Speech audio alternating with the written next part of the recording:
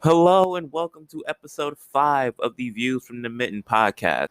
I hope everybody is having a really good Friday, actually, as today we're still talking about the playoffs because the semifinals has been going on and it's been pretty interesting as well, as I've been saying for the majority of this playoff tenure. But there are a few other things we need to talk about today.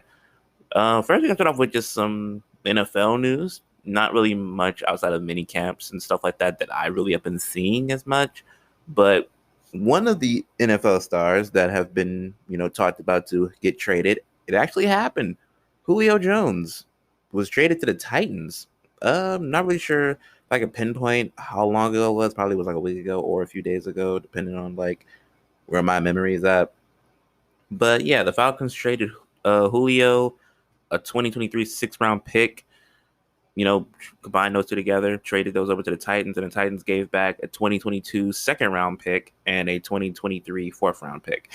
And the trade is actually really, really good for the Titans, as now they have something to pair with A.J. Brown, and their passing game now is just as much of a threat as their run game, which Derrick Henry is a big part of that as well. So offensively, the Titans get a lot better, like dangerously better. But I mean, defensively, they still have a couple of holes to fill. I think they're starting 2 rookie corners, so depending on how that goes, it should be an interesting year for them. But offensively, they're going to be really good. Julio at his age of like 30, I think he's like 30, 32. I forget that too. But at his age, he's still a top target, still can get up and down the field, still a deep threat. So Tannehill should have a lot easier time in the passing game, even though they did lose Jonnu Smith, who was a nice tight end target for them as well. But the Falcons, I mean, it just goes towards their rebuilding process. They did draft Kyle Pitts, so receiving wise, they drafted Kyle Pitts. They have Calvin Ridley still, and I think I've seen something about Robert Gage. I think it's Robert Gage that he plans on having like an amplified amount of reps and targets since Julio's gone. So hopefully, he blossoms into something as well for them and see where that goes for both teams. There's also something about the jersey number because AJ Brown obviously, has 11 for the Titans and he offered it to Julio and Julio didn't want it. So Julio will be wearing number 2. And with the whole rule change with the number and stuff like that, a lot of single digit numbers or people could be going back to their college numbers. I think Julio wore number 2 in college, if I'm not mistaken. Now that I think about it, he probably did. I mean, hey, what if I told you making a podcast was a lot more easier than you think? And it's all thanks to Anchor. Anchor is a platform with creation tools that allow you to record and edit your podcast right from your phone or computer. They also distribute your podcast to multiple platforms such as Spotify, Apple Podcasts, Google Podcasts, wherever you can get your podcast needs. You can make money from your podcast with no minimum listenership, and it's everything you need to make a podcast all in one place. You can find it at anchor.fm, anchor.fm, or you can even look it up on your mobile device app stores and find it that way to get started with your podcast today. Okay, never mind. His number was 8 in college, so a couple of numbers off. I think 8 was...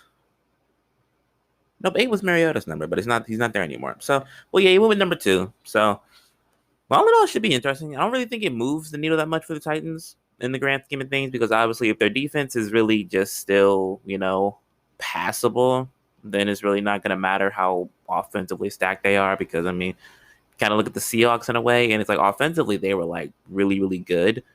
And Russell Wilson, did his thing. But defensively, it's like if your defense is a little bit spotty, it's going to not really, your offense can only make up for so much. Or even like an Aaron Rodgers situation. Like the defense was good, but down the stretch, it still ended up like coming back to Aaron Rodgers having to be like that offensive powerhouse, or just really make something happen. So should be interesting. A new change of scenery for Julio after not after wanting to be a winner. It should be interesting to see how the Titans maneuver this because if they don't, not to say that they shouldn't have a chance of winning because obviously the AFC has been difficult for them, but really not as difficult on a scale that people will probably think it would be. I mean, the Chiefs is probably their biggest competition still. Maybe the Ravens, Actually, no, definitely the Ravens. So outside of that, it's just all whether or not it kind of all works together defensively. But offensively, they should be really, really fun to watch.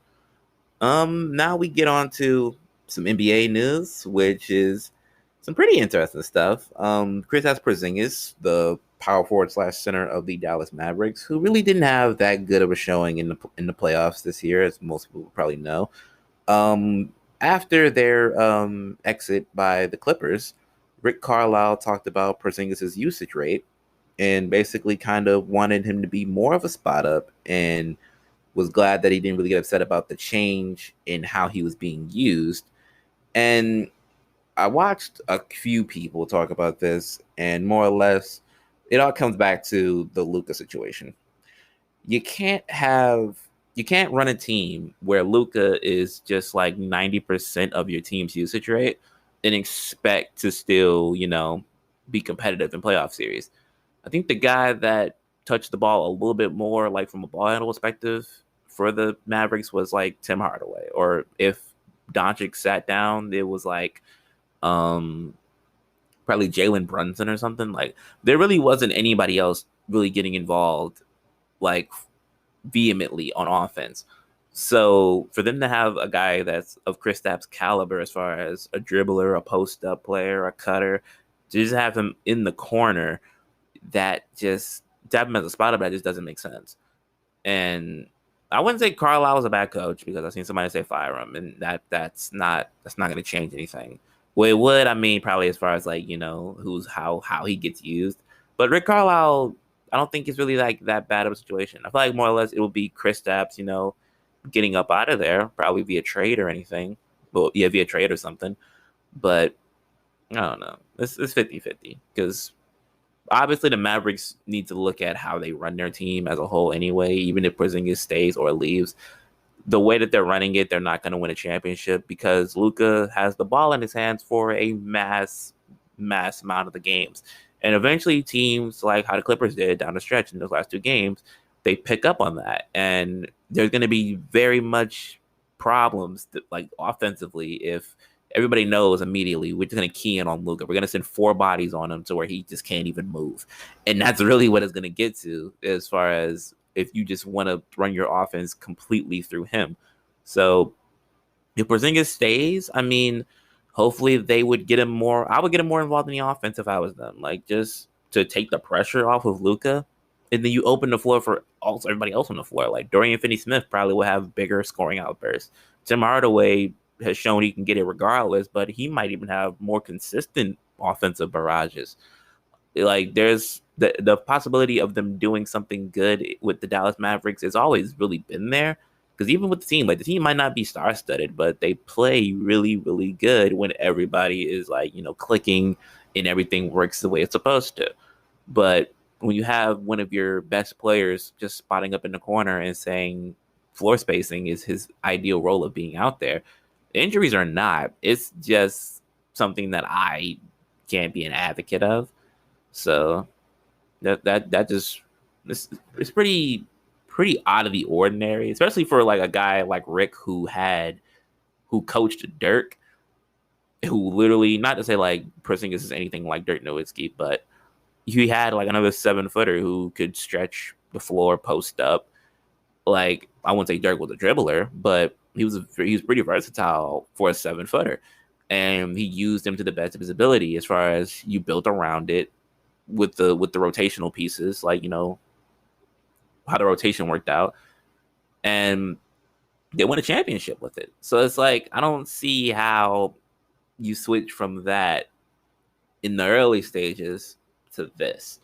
But I mean, it's all up in the air because Porzingis definitely is probably in some trade rumors for the offseason whenever teams probably try to pick up the phone and call them. There is something that I've seen regarding the next person we're talking about, and I'll get to that when that happens.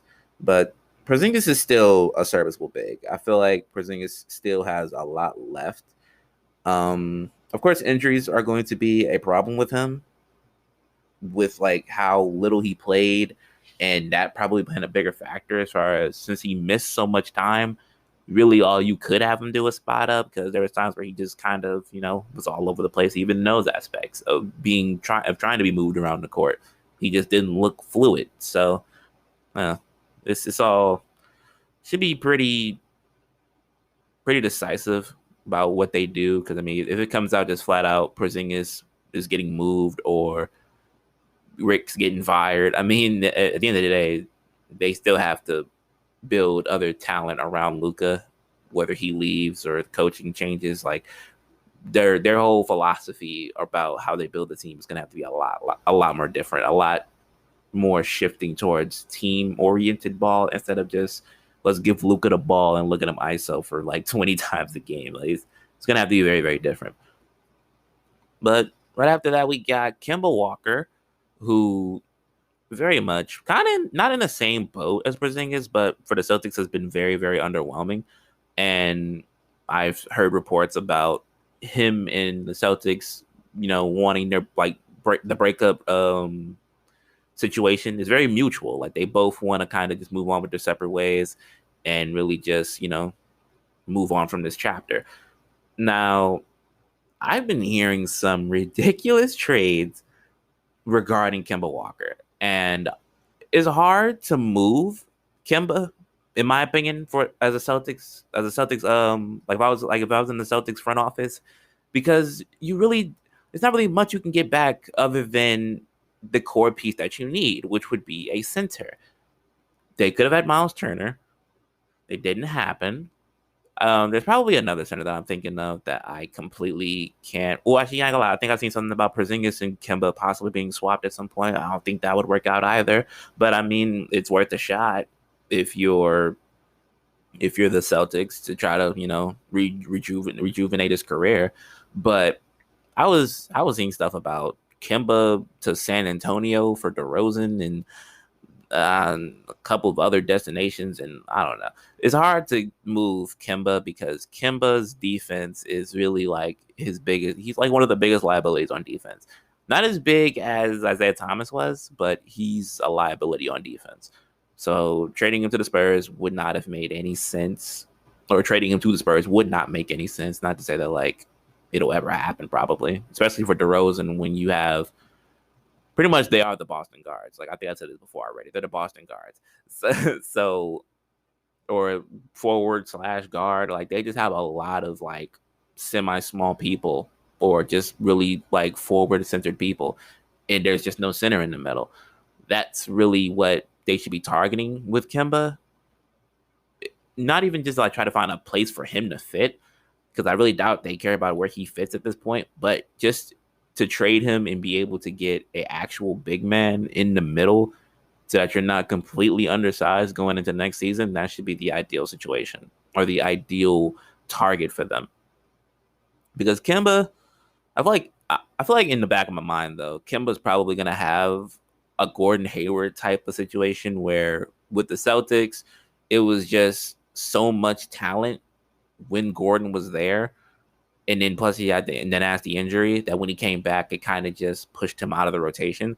Then he went to the Charlotte Hornets and kind of had like a mini career resurgence. Like he was back to getting the 30 points a night that we know he was capable of. Kemba, he might have that same situation because a lot of people kind of just go to the Celtics and just aren't really the same player that they originally thought they were getting. Like Gordon, injury aside, when he was healthy, he just really wasn't what they thought they were getting. Same with Kemba. They traded him for Terry Rozier. They traded him and sent Terry Rozier to Charlotte, and Terry's going crazy last season. Kemba is like struggling 2-3 nights in a row, and then randomly picking it up for 20, maybe 30. I can't remember, and then he's dropping back down again. It's like it was too much of a fluctuating like level in play with him. So should be interesting to see where Kemba goes, because like I said, it's probably a couple things he would fit on, but he would have to really be like in that Trae Young aspect, or like even in that Curry aspect, where you really have to like blend him in on defense to make it not as like a hit, so that they don't take as much of a hit when it comes to like him playing defense. But I feel like there's a lot of teams that are still going to want Kemba Walker just because of how fluent he is on the offensive end. So should be a pretty interesting offseason whenever trades and the draft rolls around. So it should be a pretty interesting time frame. But now we get to the core of what I've been talking about for the past couple of episodes we've been doing of this thing, the NBA playoffs. So the semifinals has been going on since Saturday of June 5th, and these games have been pretty good for at least at least three of the four series that I'm seeing right now. It's been pretty good, but I'm gonna get to that at some point. But we're gonna start off with the Bucks and the Nets series.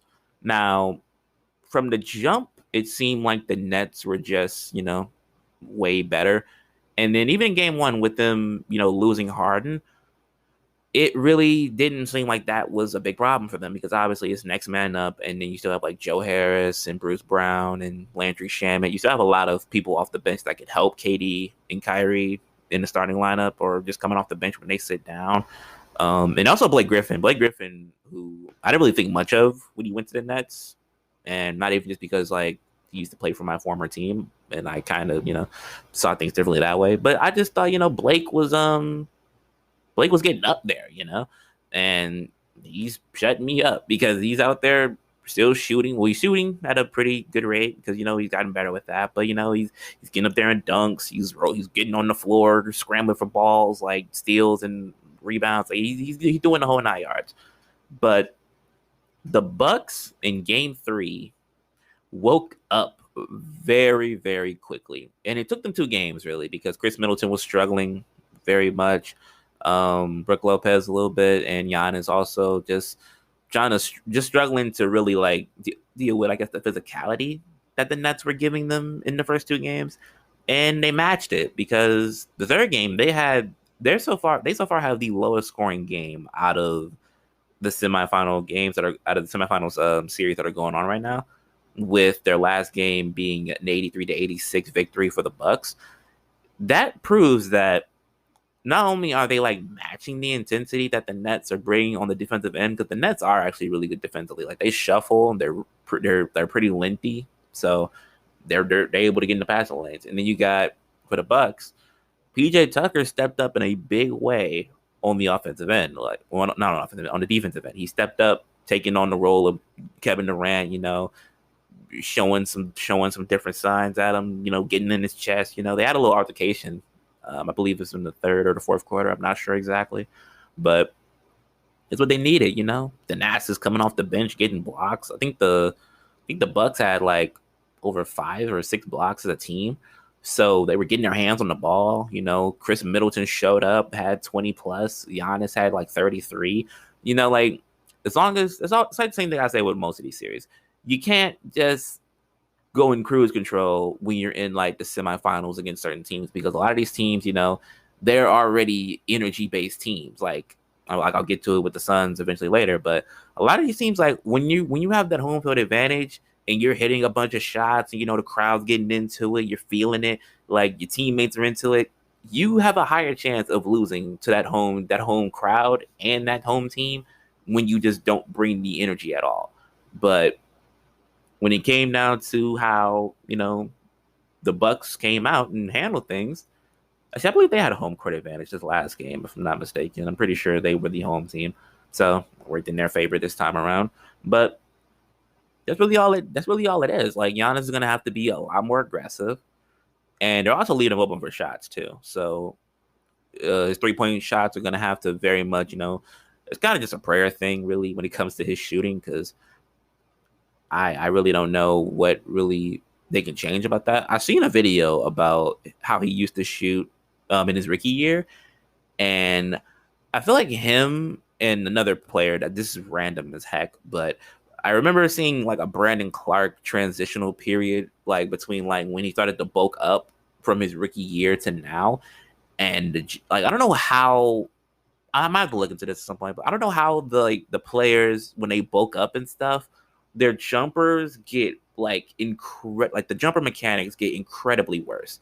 Like they just look stiff, and I know it's probably like they have to adjust to the weight because like since you're stronger, you might throw the ball farther and like probably all that stuff. Like I don't really know exactly what would go into it, but yeah, like as long as Giannis is getting open or staying open with the way he's shooting now, they're gonna have to hope he makes those shots. Chris Middleton might have to be a little bit more aggressive as well because without Harden, there's really not somebody guarding him like consist. Like I guess he's like height wise or skill wise, like he doesn't have to work as hard when it comes down to him going on defense, unless he's like having to guard KD or whatever. But that's 50-50 with KD because I think KD take a shot over Middleton. Like that's just something that you're gonna have to like play gamble with. But as far as like having to actually work, he's not guarding Harden. He's not consistently really on Kyrie. So he has to, use that extra energy to go on the offensive end and give out buckets.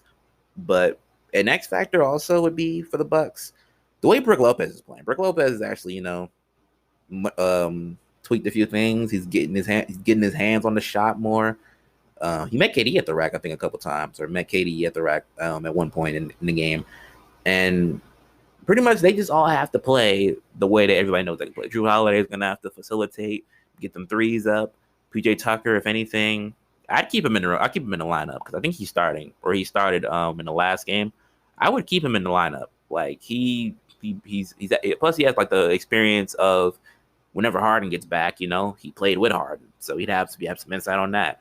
He's best. I think he's like not best friends, but he's like really good friends with KD. He can get under his skin a little bit. Maybe KD misses a few more shots. Like that's just one of those things they're gonna have to look at. But the Nets obviously probably aren't sweating this that much because it's the Nets. Really, realistically, a lot of people have the Nets winning this series. Hopefully it goes to 7 because that the defensive display in Game 3 made me realize that this series is a lot more even than probably what most people had thought. As far as a lot of people thinking that the Nets weren't really beatable, and I've always thought that they were beatable because even from the general construction, because most teams are still very beatable. Like not every super team. Of course, teams are going to run through people because I think the Nets pretty much, they really didn't even really run through the Celtics really, but they're going to get their dubs. But as far as just like full blown sweeps and stuff like that, like the Nets, it's possible to get a dub on them or whatever. But as long as the intensity is still matched, especially the defense, I really want to see more of this defense in the rest of this series because in 83-86 game, it just shows like, I mean, of course people just miss shots too, but a lot of them were like, forced off turnovers and just like, dudes flying around the court going crazy. So, I mean, I just wanted to keep that up. Keep that up, man. Like, yeah, keep that up. Next we got Hawks and Sixers. Now, the Hawks barely won game 1, but bench point wise, they are very much ahead of they're very much ahead of the Sixers when it comes to like the bench coming in. Like I think Gallinari, Herter, and I forgot who else is a part of like that bench unit. But whenever those guys come in, they give the Sixers the flux. And even with Embiid playing, they still didn't really. Well, they actually did have a big like leak. So I think Embiid had like 40 or something like that when they won. Embiid had 40 and 13, and then Tobias was really like also a really big deciding factor because he came out 12 points in the first quarter, 5 for 6, I believe, or something like that, 6 for 7. But that's really all it comes down to for the Sixers. As long as they're making shots in the way that they play defense on Trae Young, where you kind of just like box him off, where even if Embiid goes out there on him, Embiid's like shuffling his feet, making him throw turnovers. Ben Simmons is actually like, I don't even care anymore about this man not shooting anymore because defensively, his instinct for defense is crazy. And at some point, I'll probably talk about the awards too because I remember I think I brought up like the Jordan Clarkson winning 6-man, but eventually at some point I'll look at all of that at a later date. But Defensive Player of the Year, I feel like he definitely should have won that for this year because he was guarding guards. Like 1 through 4 was what he really was guarding throughout the year, and he didn't disappoint from a defensive perspective.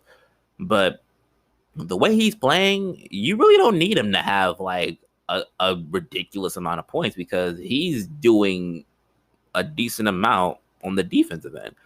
Like the game that they won, 4-7-3 from a guy that you kind of see as your number two is a little fishy because I would assume, Ben Simmons would be out there, putting up buckets or whatever. But Ben Simmons can still do that, but also provide that two-way ability that they pretty much need right now. And then we look at the first game, 17-10, like 17 points, 10 assists. That really almost could have been like a deciding factor as far as like willing them back in that game, that it would be a 2-0 type of series instead of 1-1. But I know the Hawks are still going to be like a very, very like not tough matchup for the Sixers, because if they have Embiid, Clint Capella is still, going to do his thing. John Collins is still going to do his thing. But as long as they have Embiid in a healthy team, they should pretty much still win out this series. I feel like this series does go to 6. Very much goes to 6. Wishful thinking, I would hope all of these series go to 7, to be honest, just from a competitive standpoint. But yeah, the Sixers should be pretty much fine. The Sixers are definitely going to be fine. Next we got Clippers and Jazz. And man, Donovan Mitchell is really like a solid player, like just a solid player. From game 1, the Jazz were down by as much as like, I think 15 or 20 in the first game of this series. And Donovan Mitchell was shooting very, very, very bad from the field, the three. He wasn't it.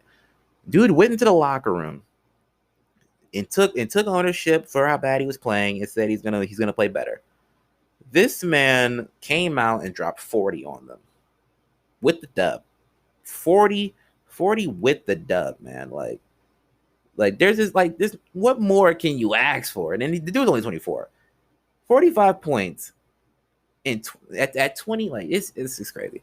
But I'm getting sidetracked right now because Donovan Mitchell just like he's moving different. But honestly, this series is actually a lot more competitive than I thought from a lineup perspective. I'm not going to say from a team perspective because I obviously had a lot of, faith in the Jazz, but just lineup wise, because the Celtics, the Clippers went very small when it came to them playing against the Mavericks with Batum at the 5. I think Morris at the 4. They're like basically their regular lineup, but Batum was plugged in at the 5. And you would think that would be like kind of the idea going into the Jazz series as a way to get Gobert out of the paint and open the floor up for a couple other people, like for Kawhi and Paul George and, at this point, even Reggie Jackson, because after game 2, this man looks like he found his jump shot all over again.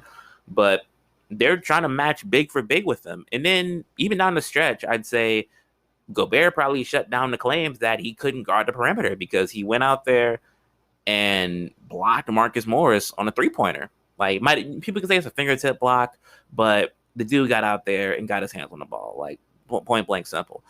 So he pretty much blows that plan out of the water, and then now it just comes down to like you have to outplay them.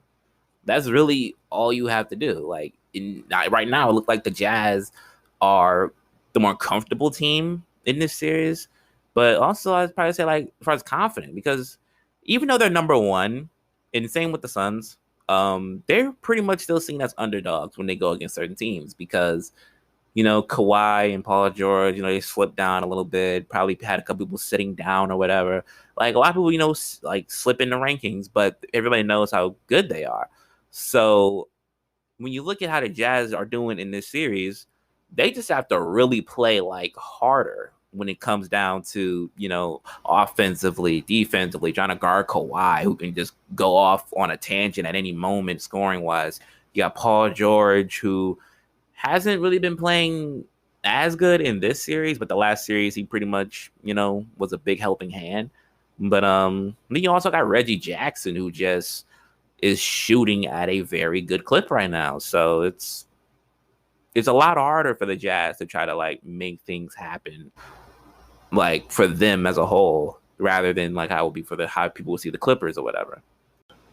If you're listening on Anchor, make sure to favorite the podcast. Also, I did activate listener support. So if you want to help out the podcast a little bit further than the listen, that'd be greatly appreciated. Also, for any other platforms such as Spotify, Google Podcasts, Apple Podcasts, Overcast, make sure you follow the podcast and turn on notifications for whenever we upload another episode.